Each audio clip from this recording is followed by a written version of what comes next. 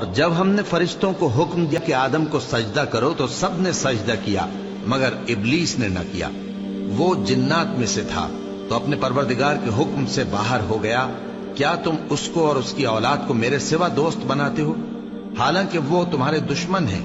اور شیطان کی دوستی ظالموں کے لیے اللہ کی دوستی کا برا بدل ہے۔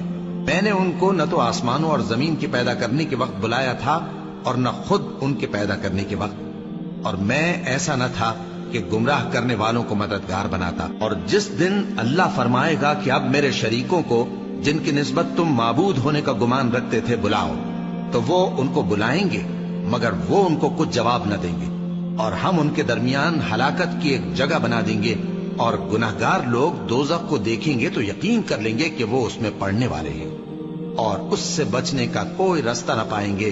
اور ہم نے اس قرآن میں لوگوں کے سمجھانے کے لیے طرح طرح کی مثالیں بیان فرمائی ہیں، لیکن انسان سب چیزوں سے بڑھ کر جھگڑالو ہے۔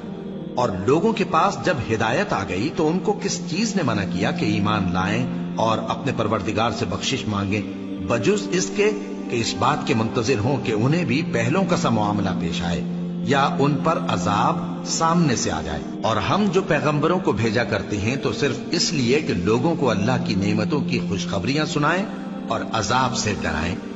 اور جو کافر ہیں وہ باطل کی مدد سے جھگڑا کرتے ہیں تاکہ اس سے حق کو پھسلا دیں، اور انہوں نے ہماری آیتوں کو اور جس چیز سے ان کو ڈرایا جاتا ہے اسے ہنسی بنا لیا ہے۔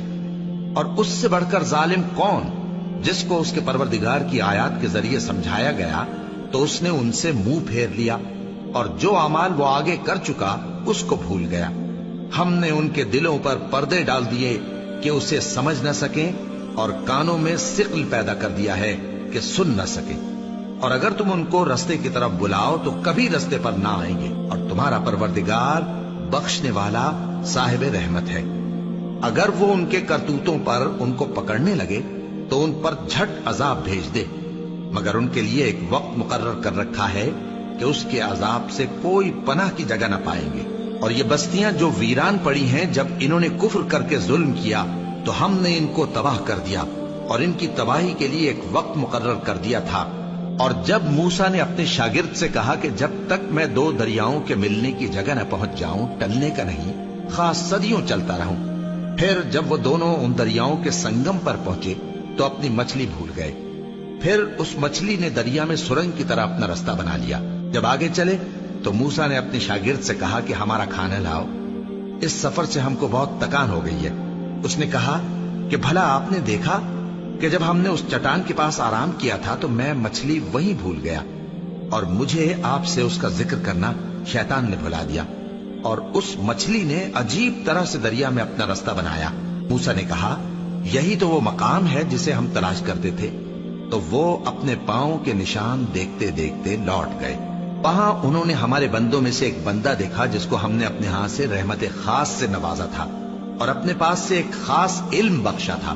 موسیٰ نے ان سے، جن کا نام خضر تھا، کہا کہ جو علم اللہ کی طرف سے آپ کو سکھایا گیا ہے، اگر آپ اس میں سے مجھے کچھ بھلائی کی باتیں سکھائیں تو میں آپ کے ساتھ رہوں۔ خضر نے کہا کہ تم میرے ساتھ رہ کر صبر نہیں کر سکو گے، اور جس بات کی تمہیں خبر ہی نہیں اس پر صبر کر بھی کیسے سکتے ہو؟ موسیٰ نے کہا اللہ نے چاہا تو آپ مجھے صابر پائیے گا، اور میں آپ کے ارشاد کے خلاف نہیں کروں گا۔ خضر نے کہا اگر تم میرے ساتھ رہنا چاہو تو شرط یہ ہے مجھ سے کوئی بات نہ پوچھنا جب تک میں خود اس کا ذکر تم سے نہ کروں۔ تو دونوں چل پڑے، یہاں تک کہ جب کشتی میں سوار ہوئے تو خضر نے کشتی کو پھاڑ ڈالا۔ موسیٰ نے کہا کیا آپ نے اس کو اس لیے پھاڑا ہے کہ سواروں کو غرق کر دی؟ یہ تو آپ نے بڑی عجیب بات کی۔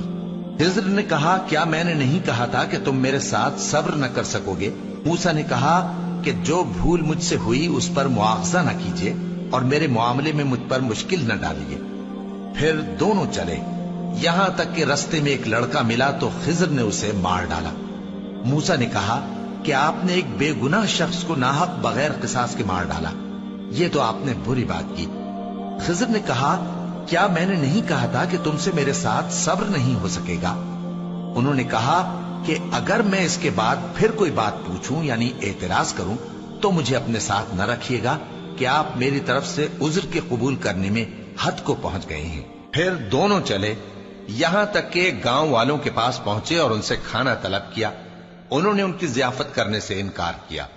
پھر انہوں نے وہاں ایک دیوار دیکھی جو گرا چاہتی تھی تو خضر نے اس کو سیدھا کر دیا. موسیٰ نے کہا کہ اگر آپ چاہتے تو ان سے اس کا معاوضہ لے لیتے تاکہ کھانے کا کام چلتا. خضر نے کہا کہ اب مجھ میں اور تم میں علیحدگی، مگر جن باتوں پر تم صبر نہ کر سکے میں ان کا تمہیں بھید بتائے دیتا ہوں کہ وہ جو کشتی تھی غریب لوگوں کی تھی جو دریا میں محنت کر کے یعنی کشتیاں چلا کر گزارا کرتے تھے، اور ان کے سامنے کی طرف ایک بادشاہ تھا جو ہر اچھی کشتی کو زبردستی چھین لیتا تھا. تو میں نے چاہا کہ اسے عیبدار کر دوں تاکہ وہ اسے غصب نہ کر سکے. اور وہ جو لڑکا تھا اس کے ماں باپ دونوں مومن تھے. ہمیں اندیشہ ہوا کہ وہ بڑا ہو کر بد کردار ہوگا تو کہیں ان کو سرکشی اور کفر میں نہ پھنسا دے. تو ہم نے چاہا کہ ان کا پروردگار اس کی جگہ ان کو اور بچہ عطا فرمائے جو اخلاقی پاکیزگی میں بہتر اور محبت میں زیادہ قریب ہو. اور وہ جو دیوار تھی سو 2 یتیم لڑکوں کی تھی جو شہر میں رہتے تھے، اور اس کے نیچے ان کا خزانہ دفن تھا، اور ان کا باپ ایک نیک آدمی تھا. تو تمہارے پروردگار نے چاہا کہ وہ اپنی جوانی کو پہنچ جائیں اور پھر اپنا خزانہ نکالے.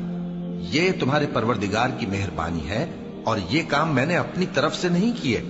یہ ان باتوں کی حقیقت ہے جن پر تم صبر نہ کر سکتے.